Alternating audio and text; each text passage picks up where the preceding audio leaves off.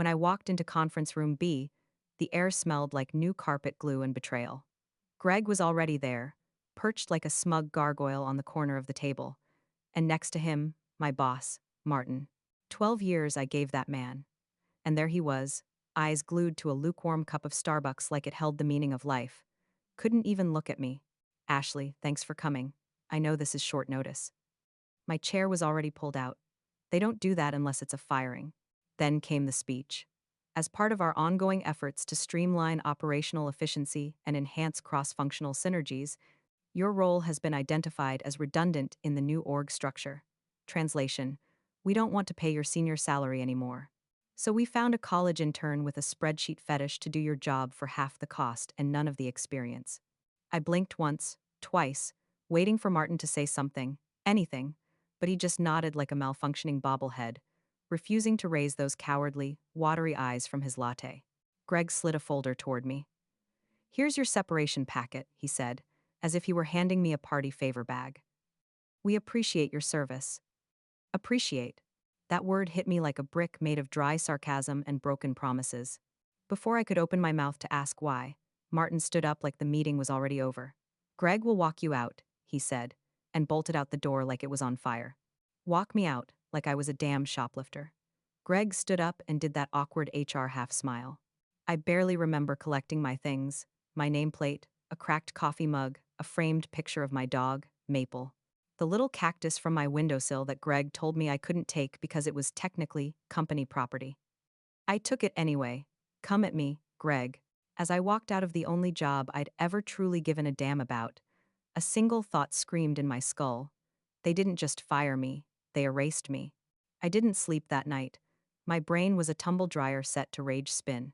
By 3:47 a.m., I had 2 tabs open comparing severance norms for senior employees in our industry and a Word doc titled "What I Deserve." Spoiler alert, it was not what Greg had slipped into that manila folder. I showed up to my own execution review, looking like a woman prepared for court. I wore the navy blazer they gave me at the 10-year anniversary party, just to twist the knife a little. "Let's make this quick," Greg said, sipping Diet Coke. "Greg," I began, calm, collected. "For someone with my tenure and level, industry standards range between 3 to 6 months of severance. What you're offering barely covers Cobra and a month of rent." He smiled like a robot programmed for fake empathy. "I understand this is difficult, Ashley, but unfortunately, it's standard policy." I leaned in. "So after 12 years, I get 2 weeks' pay, a pamphlet about mental health services, and a reminder that I'm replaceable?" "Ashley, you're not replaceable. You're valued." "Then why are you shoveling me out the door like I just pissed on the server rack?" Silence. He opened his mouth, thought better of it, then recited again. "I'm sorry, Ashley, but it's standard policy. It's not personal." My laughter startled even me. A hard, bitter bark. "Oh, it's not personal? You want to tell that to the 12 Christmas parties I planned? The time I rewrote your diversity slide deck because you spelled inclusion wrong?" Greg's nostrils flared. The closest I've ever seen him get to a human emotion. "This is the offer. It's final," he insisted. That's when it hit me. They never expected me to ask. They put a price on my silence and assumed I'd be too broken, too tired, too loyal to question it. I picked up the folder. "I'll review it," I said flatly, standing. "Not until I have someone else look at it." I'd never realized how many damn company documents I'd hoarded until I started feeding them to the shredder. Somewhere between the performance goals and my 10-year anniversary card, I found it. My original employment offer, dated the 6th of February 2012. I flipped through the pages, expecting nothing but jargon. And then, deeper in, past the NDA and forced arbitration.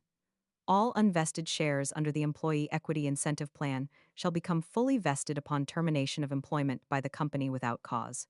I blinked, then blinked again. Fully vested upon termination without cause. Greg's exact words.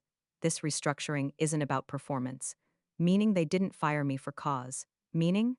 Every single one of those shares, those dusty, forgotten, unvested shares from the initial grant, and every refresh they slipped in over the years could now be mine. Not maybe. Not subject to review. Not pending approval. Mine. Hope isn't always warm and gentle. Sometimes it comes sharp-edged and trembling, the way lightning splits a dead tree. I fumbled for my phone and took a picture of the clause, then a video. Then I Googled employment lawyer equity clause. I found her name, Brenda Choi, boutique employment law specialist. She worked out of a modest suite above a laundromat. No flashy graphics, no bullshit slogans. Just 5-star reviews and one testimonial that said, Brenda made my old company wish they'd never hired me. Perfect. The law office smelled like strong coffee and overworked laser printers. Brenda Choi sat behind a cluttered desk in a flannel shirt and Converse sneakers. You're Ashley, she said without standing. My friend Jamie says you got hosed. Sit down. Let's hear the damage. I laid it all out, and finally handed her the copy of my offer letter. Page 6, last paragraph. She didn't react at first, just read, then reread, and set the paper down slowly, leaning back.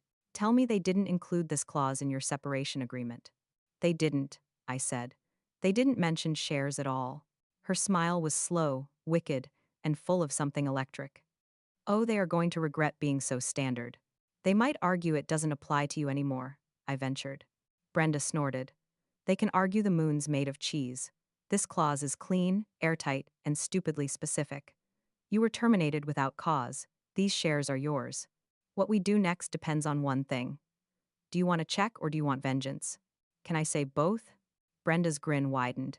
Now you're speaking my language. Her plan was layered. First, quote the clause, direct and undeniable. Then, cite the moment in the exit interview when Greg repeated standard policy like a malfunctioning toy parrot. Then, frame it as a breach of good faith. You don't have to disclose every benefit, Brenda explained. But when you hand someone a document that conveniently omits $1 million clause, it starts to smell like willful concealment. Day 4, I drove by the office. Just once. I stared at the building and felt detachment. That place couldn't hurt me unless I let it. What it could do, however, was pay me. Handsomely. Brenda called. It's ready. 9 a.m. sharp. We're not begging. We're not even demanding. We're educating them gently on how spectacularly they've F it up. It hit their inboxes at exactly 9 and 1 seconds a.m. Subject line, regarding equity clause and termination. Ashley Moore. No exclamation points, no fluff, just a surgical, loaded phrase. At 10:06 a.m., my phone buzzed. It was a text. From Kelsey, former coworker. Her message was one word, oh my God. 2 minutes later, you didn't hear it from me, but something's happening. The grenade had landed. The call came in at 7:14 a.m. the next day. Too early for anyone to be civil. I saw the name flash across my screen. Martin, my old boss, human wallpaper. Ashley, what the hell did you do? His voice was ragged, panicked. Morning, Martin, long time, I said, sipping my coffee. You blindsided them. That letter, it's being passed around like a virus. Legal's in a tailspin. I got pulled into a 6 a.m. meeting with the general counsel, the CFO, and God help me, Greg. Didn't you all just announce a fresh options pool in that Q2 press release? I asked innocently. Martin groaned. Exactly. You were still on that list. They forgot to update the roster in time. Termination went through before the Atris system processed the update. They're calling it an earnings impact. Oops, I said, deadpan. You can't actually mean to push this, Ash. You got your severance. Why stir the pot, he pleaded. Because you treated me like I was disposable, Martin. You thought I'd just nod and disappear. But I read the fine print. And you know what I found? You didn't just kick me out. You turned me into a shareholder with enough equity to be a problem. A big one. The email came in wrapped in the fakest civility. Request for discussion and clarification equity agreement. Brenda read it out loud in her best fake cheery voice. They're trying to get ahead of the train after they already heard the whistle and saw the smoke. The meeting was set for Friday morning. Same boardroom where they'd fired me. At the head sat the CEO, Dan Forsyth, tan, Botoxed, and wearing the kind of apologetic expression that screams, I'm only sorry, because I got caught.